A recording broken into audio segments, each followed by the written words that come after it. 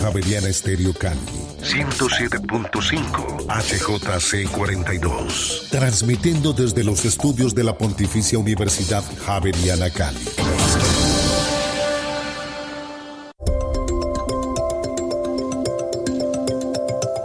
Entre líneas, la realidad en contexto. Espacio radial de Cali, para Cali, con temas de interés local. Entre líneas, presenta Juan Carlos Prado. Muy buenos días, amigos de Javeriana Estéreo Cali 107.5 FM. Soy Juan Carlos Prado Caicedo y a esta hora de la mañana vamos a hablar de salud mental. Salud mental, un tema que ha estado en el aire literalmente en estos micrófonos durante varias emisiones desde distintos puntos de vista, y hoy con un evento especial que hace la Javeriana. La profesora María Clara Cuevas está aquí con nosotros, con el senador Carlos Julio González Villa, senador de la República. En el Senado y Cámara se han estado moviendo estos temas y queremos saber un poco de qué se trata. Quiero arrancar dándole un saludo muy especial. Senador Carlos Julio González, bienvenido a Javeriana Estéreo. Qué gusto que esté con nosotros en estos micrófonos hoy. Bueno, estoy aquí con una inmensa emoción, no solamente por la importancia que tiene el trabajo que estamos haciendo en materia de salud mental para los colombianos. Tengo el honor hoy de presidir la Comisión Accidental de Salud Mental del Senado y entregar importantes resultados que hoy estamos compartiendo desde la Universidad Javeriana en Cali, no solamente con el Pacífico colombiano, sino con la academia colombiana. Y además en esta, que está en mi casa, soy formado en la Universidad Javeriana como psicólogo de profesión. Me faltó decir psicólogo especializado en psicoterapia de la Universidad Javeriana.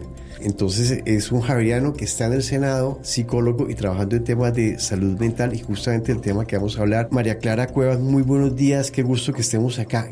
¿Cuál es el evento que ha sucedido en estos días aquí en la universidad? Buenos días, Juan Carlos, buenos días a todas las personas que nos acompañan. Estamos realizando un evento en la Universidad Javeriana que nos convoca a todas las carreras de psicología del suroccidente del país a través del Colegio Colombiano de Psicólogos, y el evento es para la socialización de las dos leyes más recientes que se han producido que directamente atañen a la salud mental de los colombianos. Bueno, entiendo, María Clara, que una es una actualización, ¿sí? Estamos hablando de la ley 2460 del 2025, y la otra es una ley nueva que es la ley 2491 del 2025.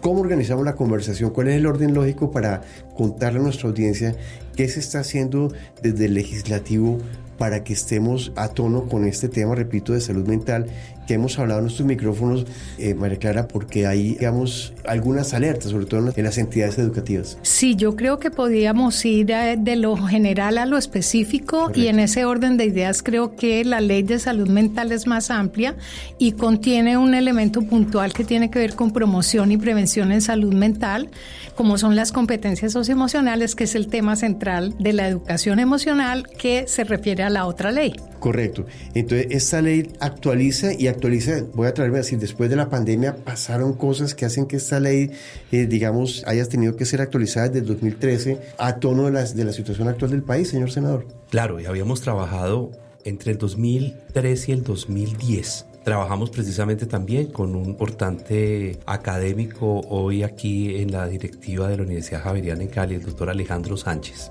de Ciencias Políticas. Correcto. Y habíamos trabajado con un equipo maravilloso, Leonardo Morales, psiquiatra, un equipo maravilloso. Y estructuramos precisamente lo que son los antecedentes de lo que sería precursoramente la Ley de Salud Mental. Por fin esta ley logra hacerse en el 2013, conocida como la Ley 1716. Y hoy se actualiza, y se actualiza de una manera muy importante, como usted muy bien lo menciona, Juan Carlos, a tono con los aprendizajes de la pandemia del COVID-19. Sin duda esta pandemia nos centró en una nueva y muy importante y significante importancia en la vida, como es la de la salud mental.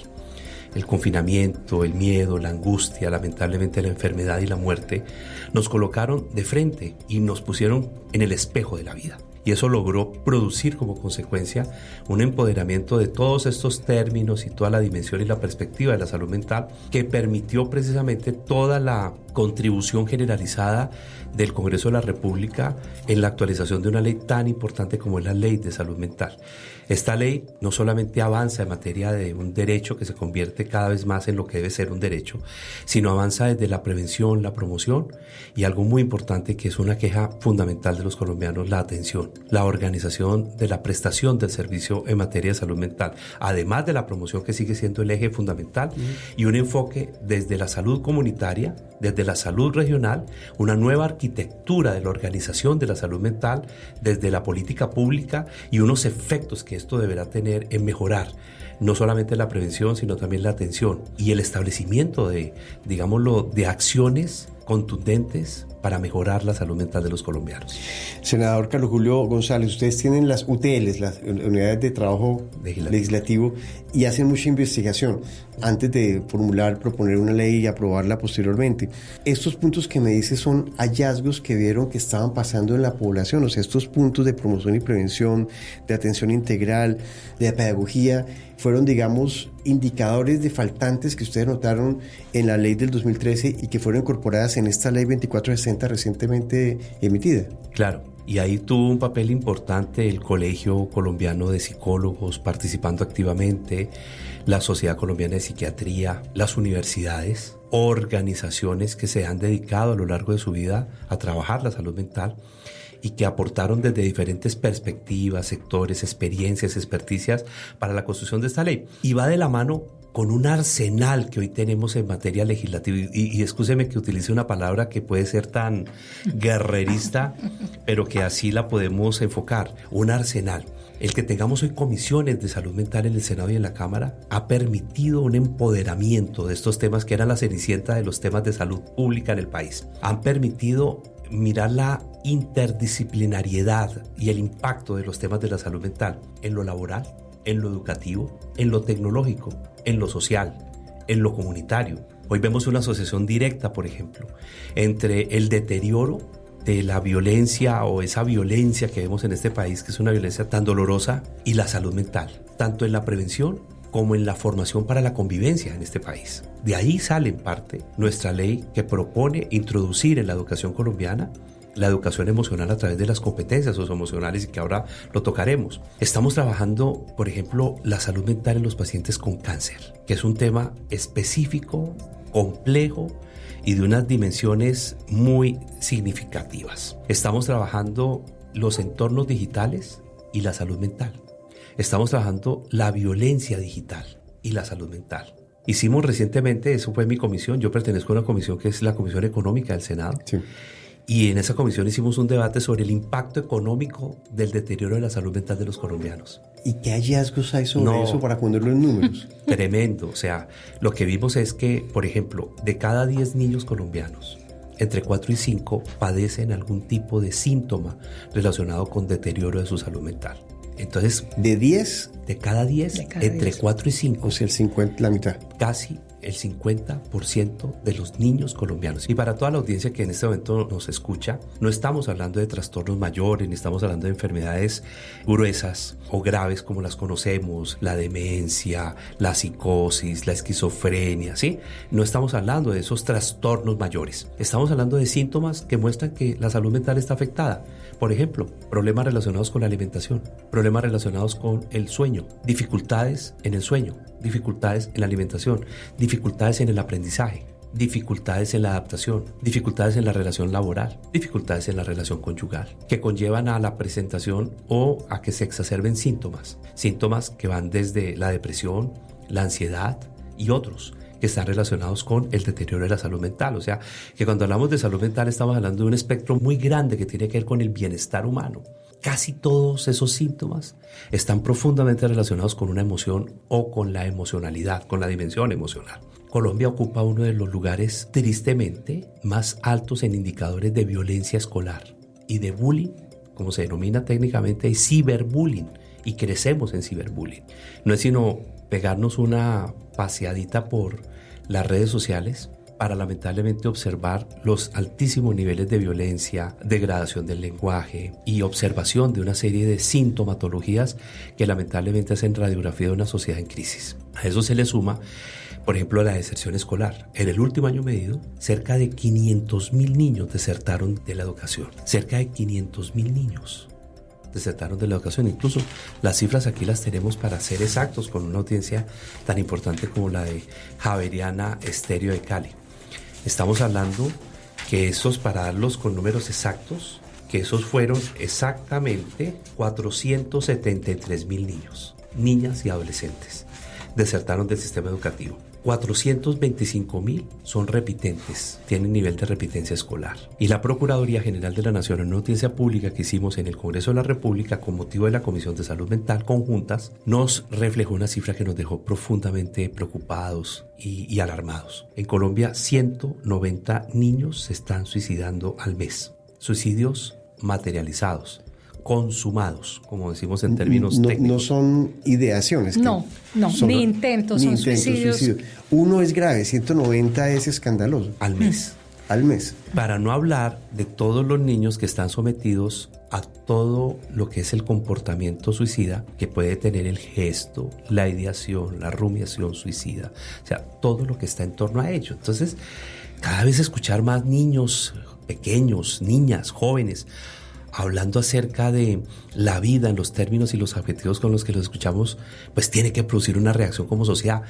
Todo eso y otras cifras, el aumento del consumo de sustancias psicoactivas, el tema de cómo la depresión está golpeando los indicadores de la salud pública del país, los temas relacionados con el altísimo y gravísimo problema de las múltiples violencias en nuestro país. Todo eso nos lleva a pensar y nos da como consecuencia actuar. O sea, debíamos pasar de diagnosticar a actuar, a la acción. Digamos, esos están ya escandalosos, pero el hecho de un país que es violento, pero que además se narra con violencia, la narrativa que está en las redes sociales es violenta, tiene un impacto sobre el cual hayan cifras en este tema de los niños. No tenemos unas cifras porque es un estudio que tiene pendiente el país y es muy complejo además realizarlo, pero podemos predecir que hay una relación estrecha entre la narrativa, el lenguaje, la comunicación, la emoción, la interacción y el resultado. Podemos fácilmente hacer una correlación entre esas variables. ¿Y por qué la podemos hacer? Porque es que la violencia además empieza a ser una violencia normalizada,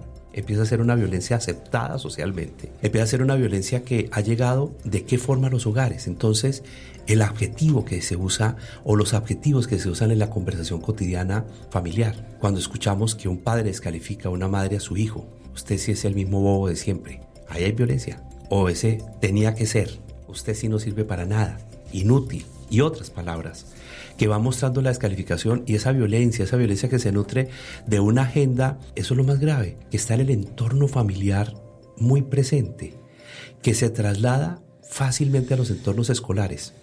Y que en los entornos escolares, donde además hay la construcción de la identidad, del desarrollo cronológico de diversos factores que van acompañando la maduración del comportamiento y del cerebro, hay un aspecto que es un aspecto crítico del desarrollo humano, pues esa violencia se convierte y adquiere un papel fundamental en la creación de ¿qué? De la personalidad, del criterio, incide en la toma de decisiones. Y sin duda alguna, pues desvía o impacta la construcción de lo que llamamos el proyecto de vida o la narrativa humana, la narrativa de cada proyecto de vida. Por eso es tan importante comprender que cuando hablamos de salud mental no solamente estamos hablando de enfermedad, estamos hablando en general de bienestar, estamos hablando de un estado de estar. Y lamentablemente no hemos comprendido todo lo que significa salud mental. Y esto, ¿de qué forma está golpeando la cotidianidad de todos nosotros? Por eso le estamos dando toda la importancia a esto que estamos haciendo. Profesora María Clara Cuevas, entiendo que pues, una de las personas que ha estado, digamos, acompañando este proceso de las dos leyes que estamos mencionando hoy sobre salud mental, pues ha sido usted.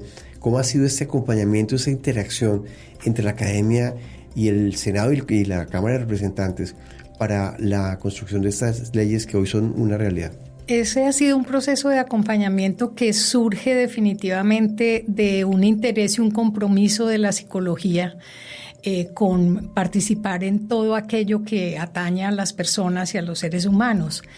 Y justamente en ese orden de ideas nos damos cuenta de la importancia de que la psicología como ciencia y como profesión comience a hablar en esos escenarios y comience a hacer aportes tanto desde sus teorías muy sólidamente construidas, pero también sobre relacionado con la evidencia empírica disponible sobre los fenómenos. Entonces, hay un acercamiento desde la academia con una traducción, por supuesto, del lenguaje académico al lenguaje que se maneja en la construcción de las leyes para realizar esos aportes de tal manera que esas leyes queden construidas sobre bases teóricas y metodológicas lo suficientemente sólidas para que de verdad le apunten a esos fenómenos humanos.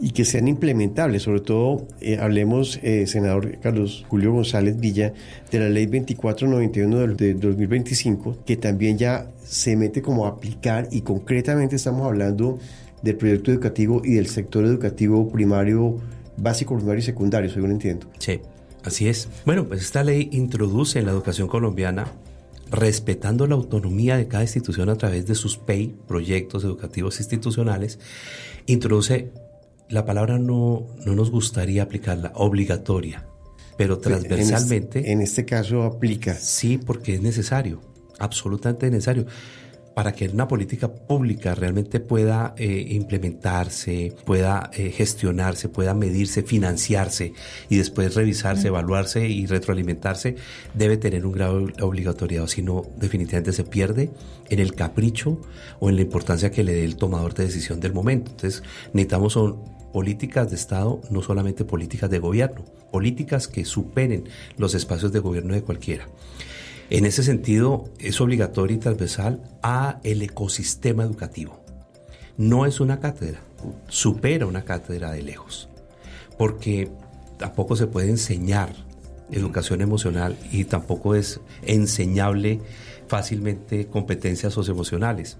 Esto lo que crea es un entorno en donde hay una priorización, hay un foco de interés y se desarrollan una serie de procesos, procedimientos, estrategias, espacios, equipos que puedan implementar transversalmente este concepto que se introduce en la educación colombiana para hacer una revolución de la misma. Y decimos con alguna falta de modestia, revolución de la educación colombiana.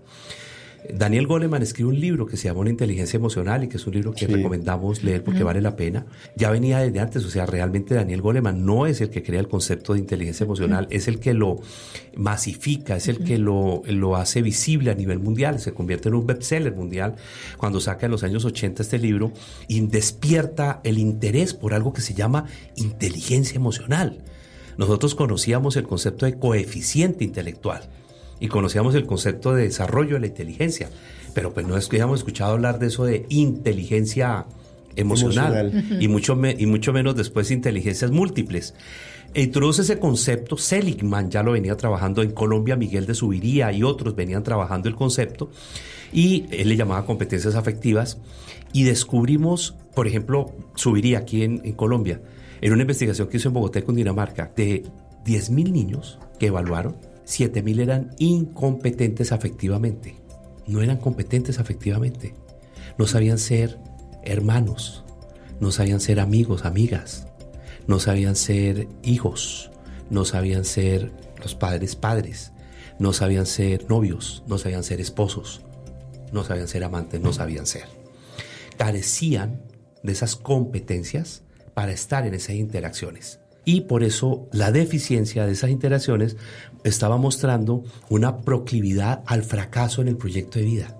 Entonces, si una persona fracasa en estas áreas esenciales, por ejemplo, que empoderan la autoestima, el autoconcepto, ¿sí?, que desarrollan la personalidad, ¿sí?, que desarrollan el proyecto de vida y lo interrumpen porque se produce ahí la interrupción y un fracaso o frustración, pues básicamente en algunos y en muchos se producía un estancamiento o una desviación de su capacidad de encontrarse con lo que quería y con lo aspiracional o con sus potencialidades, destrezas, habilidades o en todo caso talentos. Eso fue muy grave, eso fue en los años 90 en Colombia. Quisimos actuar en esa época, en los años 2000, pero no había interés, no había un foco de atención, no se sentía la conciencia de la importancia que tenía esto, y por eso esta era la cenicienta de todo, la salud mental.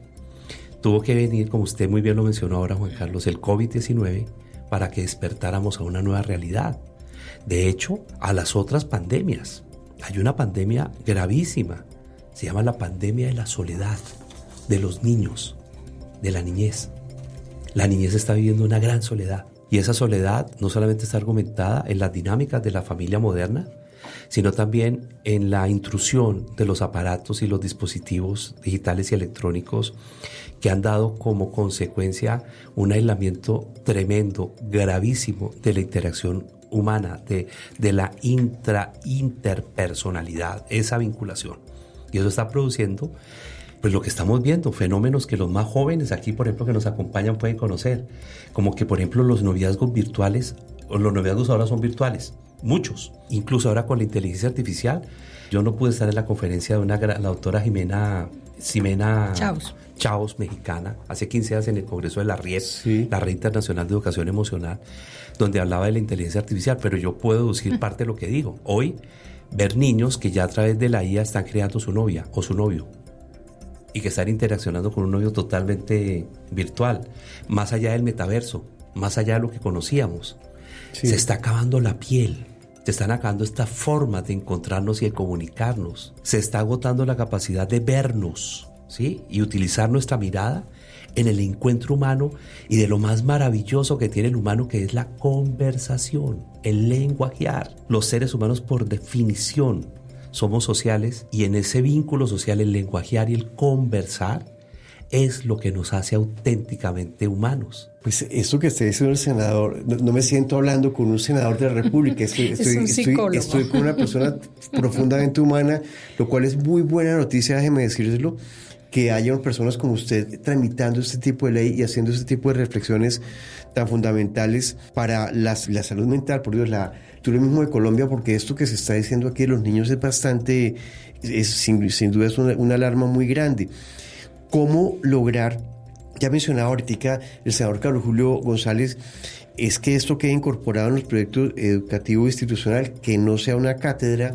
¿Cómo lograr que las instituciones educativas no hagan, digamos, lo chuleen, como que ya lo pusimos en el papel, y que realmente llegue allí al aula de clase al niño que está en soledad, que está con ese celular interactuando con una novia que no tiene piel, cuyos padres están separados, con esos cuadros que ustedes conocen mejor que yo, para que realmente esta ley tan bien, digamos, intencionada, llegue a donde tiene que llegar? María Clara.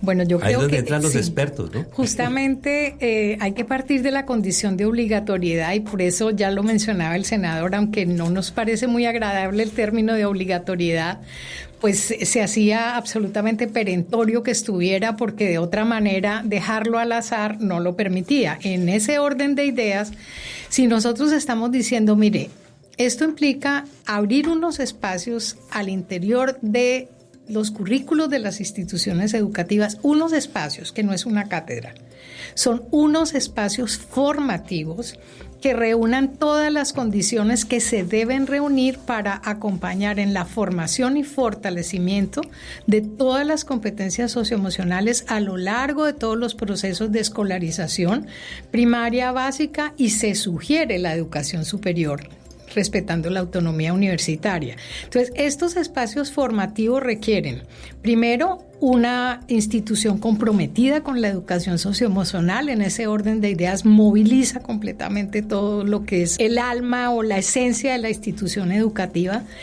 Y desde esa perspectiva requiere entonces una infraestructura humana y a otros niveles, sobre todo en términos de formación de los que van a ser los agentes educadores de la educación socioemocional.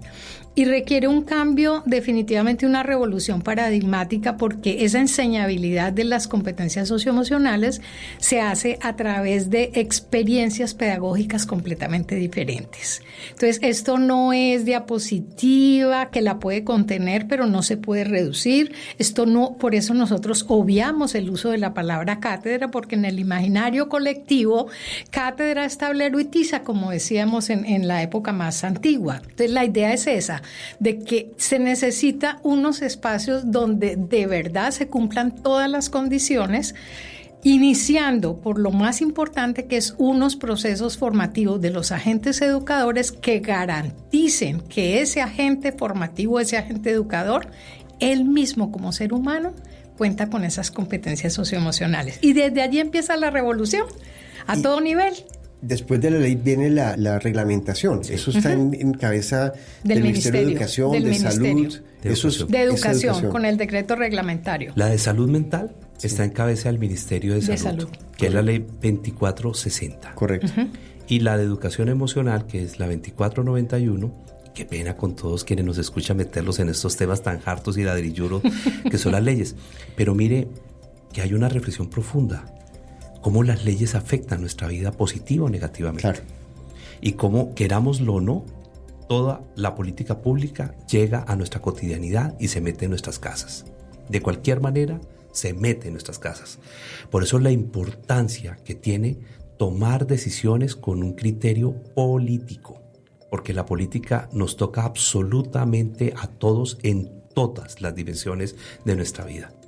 Es la política la que define a qué edad nos pensionamos. ¿En qué condiciones nos pensionamos? La política define, por ejemplo, cosas tan sencillas. Si pagamos servicio militar obligatorio o no, de cuánto tiempo y a qué edad, o hasta qué edad. Si las mujeres deben prestar servicio militar obligatorio o no. La política decide cómo nos volvemos ciudadanos y a qué edad. La política decide cuáles son nuestros derechos en materia de salud, en materia de educación, en materia laboral, en todas las materias. La política incluso puede obligar a usar cinturón de seguridad o no en nuestros vehículos, usar un casco en una moto sí o no. La política define cuál es el límite de velocidad de nuestros carros. La política define todo, porque todas las decisiones en democracia se toman desde la política, o sea, tiene esa enorme incidencia en nuestra vida. Y por eso valoramos la importancia que hoy estamos dándole a este vínculo entre la academia, la universidad, los gremios como un colegio colombiano, la academia como una universidad javeriana y el legislativo, que básicamente es donde hacemos las leyes, y por eso la importancia. O sea, no es gratuito, lástima que se ha perdido la respetabilidad, que se nos llame los padres de la patria, porque un padre, ¿qué hace básicamente? Educa, protege y se dedica a buscar el bienestar de sus hijos y de su familia. Eso debe y debería ser el Congreso de la República, las asambleas departamentales, los consejos municipales, ¿sí? Ahí es donde se toman las principales decisiones de nuestra comunidad y de nuestras vidas. O sea, es tan complejo, y yo lo explico, la política, que no hay ningún área, pero ni una sola, que, por ejemplo, para la próxima semana tenemos 95 proyectos de ley en la agenda del Senado. 95 en la agenda del Senado. Y si les doy y les envío un listado, creo que no hay una sola área que se escape a la reglamentación, articulación o la visión de lo que es todo tipo de cotidianidad para cualquier ser humano que habita en este país, porque de una u otra manera ahí lo estamos tocando. Por eso la importancia no de alejarnos de él, de ser apáticos a ellos, sino al contrario, interesarnos y de alguna manera enterarnos, vincularnos y también opinar, y cuando se elige también elegir con criterio. Eso es lo que vuelve el tema más interesante. ¿Cuáles son las 6 competencias socioemocionales básicas, Juan Carlos, que son los núcleos básicos que queremos desarrollar? Este proyecto tuvo el asesoramiento de Rafael Vizquerra, precisamente a través de nuestro grupo de expertos liderado por la doctora María Clara Cuevas, uno de los mayores referentes globales en materia de educación socioemocional, globales, o sea, en el mundo. Su modelo es el modelo pentagonal, vale la pena conocerlo. Y nosotros tomamos parte de ese modelo por la experiencia probada que tiene para hacerle la arquitectura a esta ley. Conciencia emocional, autonomía emocional, regulación emocional, habilidades sociales, habilidades para la vida y el bienestar, cultura del autocuidado y prevención en salud mental. Esos son los 6 núcleos fundamentales.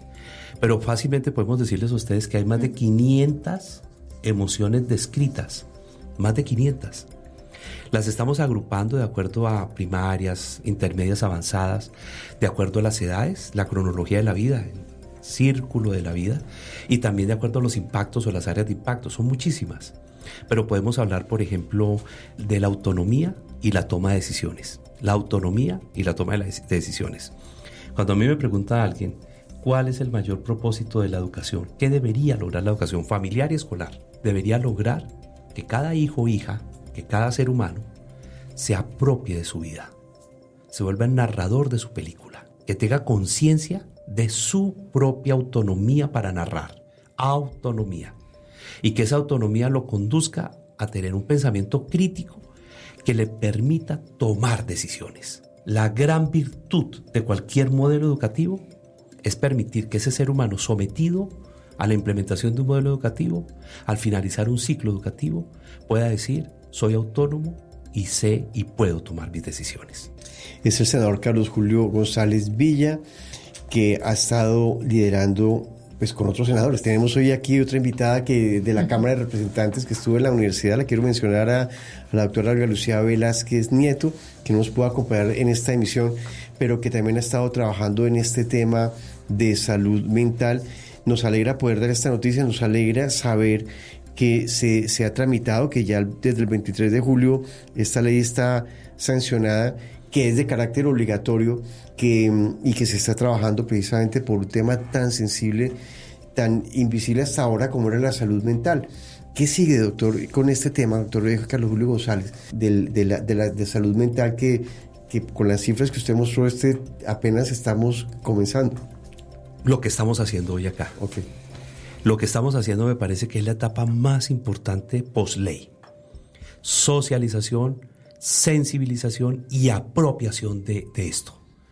En la medida en que universidades que forman el capital humano, y tan importante como el reconocimiento de una universidad como la nuestra, que forma un capital humano reconocido nacionalmente en materia de salud mental. La formación del capital humano, la organización de las nuevas rutas de la formación del capital humano para las exigencias, los requisitos y las expectativas de este siglo XXI tan complejo y tan desafiante.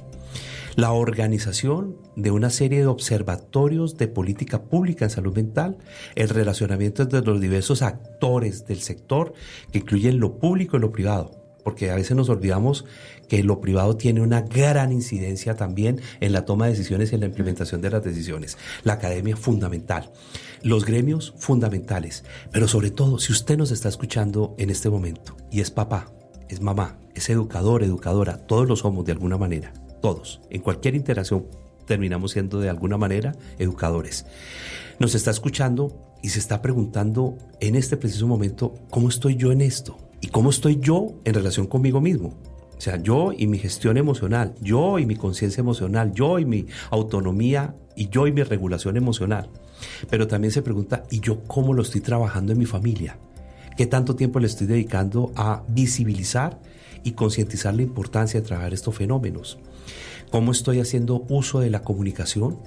Y en esa comunicación, ¿qué va contenido? Mi familia, ¿qué creencias es las que está desarrollando? Desde el tipo de lenguaje, desde las afirmaciones que se dan en el lenguaje y desde la construcción de una simple frase hasta la instalación de una creencia. La creencia, ¿soy bueno? ¿Soy malo? ¿Merezco? ¿No merezco? ¿Puedo ser amado? ¿No puedo ser amado? ¿Soy capaz? ¿Soy incapaz?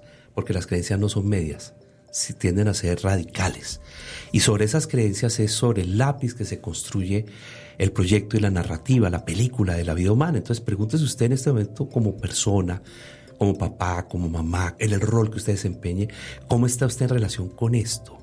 ¿Y qué debería hacer con esto? Y ahí viene la segunda parte.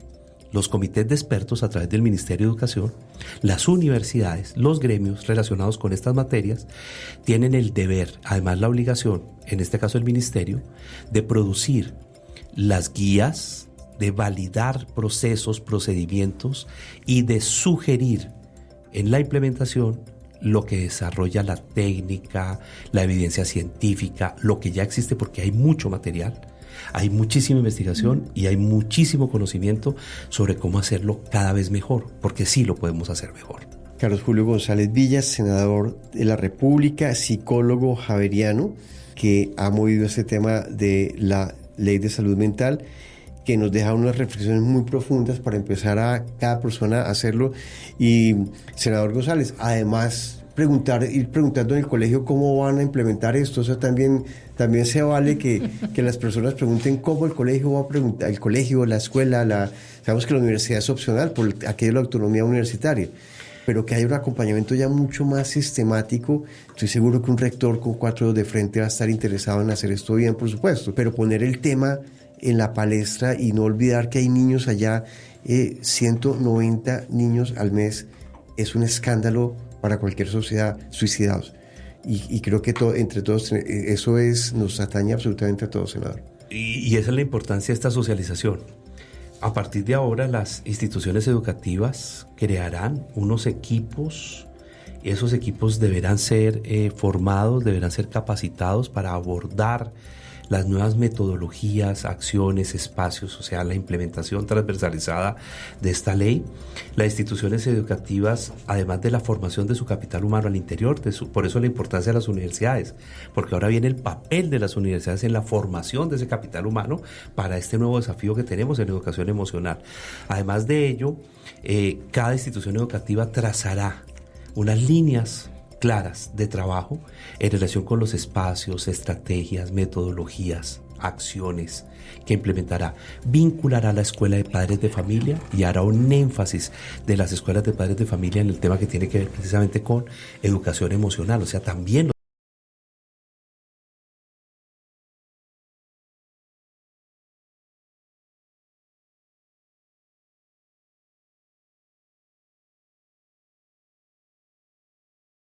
fundamental y virtuoso, que es el de los padres, la institución educativa y sus hijos y alumnos. O sea, el trípode perfecto. Deben establecer e identificar a través de los equipos especializados situaciones que requieran atención emocional o psicológica y los deben derivar a las redes de apoyo que a través de la otra ley de salud mental las estamos creando de manera eficaz, eficiente, las redes integradas e integrales. Esa es la ventaja de la ley de salud mental, que mejora la atención en materia clínica, la otra, la 2460. Correcto. Así que se unen de una u otra manera entre el sector educativo y el sector salud. Se deben establecer rutas y planes de seguimiento individualizado a los estudiantes con afectaciones en su salud mental. No que los traten, que los detecten y obviamente que los deriven a las redes que corresponden para que sean atendidos. También las instituciones educativas deberán contar con personal capacitado en primeros auxilios psicológicos y manejo de crisis emocional, articuladas con los servicios externos. Cada institución educativa deberá contar con un comité encargado de analizar casos y equilibrar las necesidades académicas con el fortalecimiento de la salud del estudiante. Y además de eso, pues se integrará transversalmente al currículo y a todo este ecosistema escolar las competencias socioemocionales, en donde además de la formación que deben recibir maestros, personal administrativo y obviamente los equipos de psicoorientadores que son tan importantes, debemos entender que lo que viene ahora es que el ministerio defina a través de la mesa de expertos, ya que son los lineamientos que vienen y es para lo que la ley da un tiempo, deberá entregar y diseñar metodologías y guías de aplicación. Así de claro, ley 2460 de salud mental, ley 2491 de incorporar estas competencias, se llama así, ley de incorporación de competencias socioemocionales en el PEN, los proyectos educativos institucionales. Tal cual, Juan Carlos. Bueno, esto ya es una realidad. Muchísimas gracias de nuevo, senador González, psicólogo javeriano, por aceptar la invitación y por toda esta gestión en el Senado para que estas leyes actualizadas existan. Y un reconocimiento enorme a ustedes, a la Universidad Javeriana de Cali, por el enorme interés y compromiso por permitir, por ejemplo, ser sede de la socialización de esta ley para todas las facultades de psicología del Valle del Cauca, por permitirnos unir a profesionales de diversas entidades y de diversas agremiaciones, para todos enfocados en la misma dirección.